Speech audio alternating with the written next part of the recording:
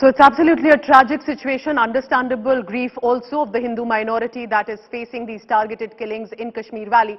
And now even if we don't go before 2020, even within 2020 to 2022, in 2 years, there have been at least 13 killings.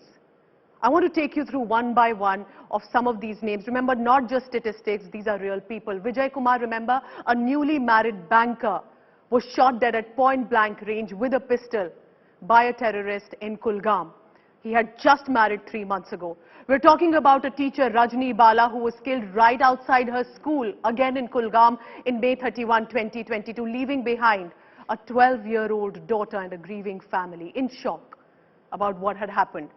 Ranjit Singh, just to give you a background, in Baramulla, a wine shop had opened. Ranjit Singh was one of the employees killed because the terrorists did not want a wine shop in Kashmir.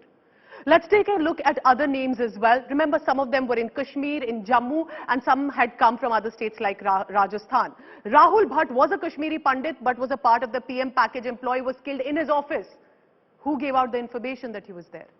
Satish Kumar Singh, again in Kulgam, was a driver, meant no harm, killed by the terrorists because of his Hindu identity. Not just employees of banks or teachers, even Arvind Kumar Sah, who was a Golgappa vendor, he was killed on the street in Budgam by the terrorists. In Srinagar, remember, Supinder Kaur, a Sikh community principal, Deepak Chand, a Hindu, a teacher, were identified with their identity cards by the terrorists in Srinagar, killed in a school. Supinder Kaur had even been taking care of orphan children. Makhanlal Bindru, one of the first killings in 2020 of a very well-known pharmacy owner in Srinagar. The family had chosen to stay back, but they were killed. Virender Paswan, again, laborer, hawkers, workers, anyone representing an Indian identity, diversity is getting killed. But it actually started in 2020 with AJAY Pandita Bharti, who was killed in June 2020 in Anantnag. Ajay Pandita Bharti, to give you a background, was a sarpanch, while Rakesh Pandita, killed in 2021, was in Tral, a municipal committee member. Nobody, none of these people meant any harm, were just going about their life in Kashmir, but extremists did not want that either. We tried to speak to Rahul Bhatt, remember the PM package employee who was killed? We spoke to his father, Sunilji Bhatt spoke to his father too, as an update about how do the families react to it. This is what the father had to say today.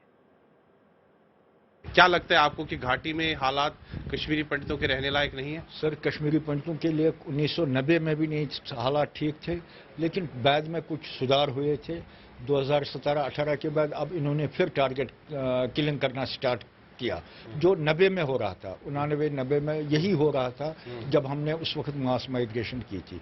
और 90 के दौर के बाद अब ये 2020-21 से start हो गया कि अब ये टारगेट किलिंग कर रहे हैं और खासकर बार-बार एक ही कम्युनिटी पर हमला कर रहे हैं। एक बंदे को ऑफिस में टारगेट करना, एक निहत्ते बेचारे को ऑफिस में टारगेट, दूसरे को बाग में करना, तीसरे को स्कूल में करना, तो जब तक एक्टिवनेस वहां नहीं है मिलिटेंटों की, तो ये कैसे होता है? और आपको लगता है कट्टरपंथ की जो सोच है वो अभी भी वहां चल रही है? लोगों में कट्टरपंथ की सोच कई लोगों में ऐसी है? कई लोगों में तो वो भी है, वो तो है ही है, वो तो साफ लग रहा है। I want to go back to Sunilji Bhatt, who got us that interview, and what a pertinent point that he's making. These are people who are being killed anywhere and everywhere. They are specifically from the Hindu community, they are specifically Kashmiri Pandits, but they can also be Muslims. Muslims who are trying to be secular, moderate, and trying to ensure peace in the Kashmir Valley. Remember also Sunil, Satpal Nishchal, who got the first domicile, he was killed. Akash Mehra, who was from the family of the Krishna Dhaba in Srinagar, he was also shot dead. What do you think is the strategy here of the extremists?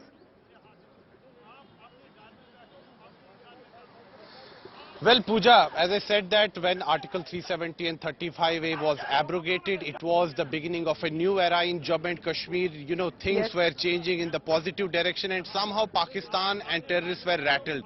They wanted to create some disturbance in Kashmir Valley in order to derail the development, journey that had begun after the abrogation of Article 370. So Pakistan came up with this new strategy, which is called as hybrid terrorism, and common people are hired who are ideologically driven towards radical Islamist movement, who are ideologically driven towards terrorism.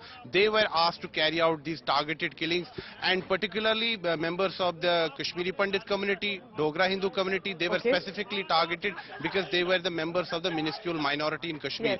And even those Muslims who were seen as, siding with India, they are also being targeted. They were also targeted after the abrogation of Article 370. So for terrorists, anyone who is seen siding with India, that person is a soft target. That person will be targeted. And message from terrorists is clear, that they don't want the presence of the minuscule Hindu minority in Kashmir, as well as of those Muslims who are pro-India.